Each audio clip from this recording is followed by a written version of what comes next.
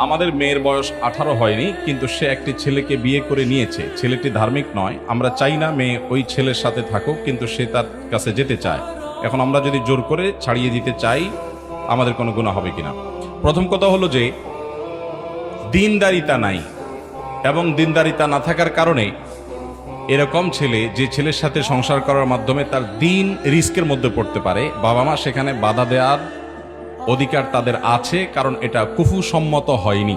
কুফুসম্মত না হলে, অর্থাৎ অসামঞ্জস্যপূর্ণ হলে, পরিবারের সাথে ম্যাচ করবে না। বিশেষ করে দিনদারিতার ক্ষেত্রে এ ধরনের ত্রুটি হলে যে সন্তানের দিনদারিতাটা হুমকির মধ্যে পড়বে, তাহলে অবশ্যই বাবা মা সেখানে আপত্তি করার অধিকার তাদের আছে, এবং সে অধিকার তারা খাটাতে পারেন। প্রয়োজনে কাউন্সেলিং করবেন, বোঝাবেন।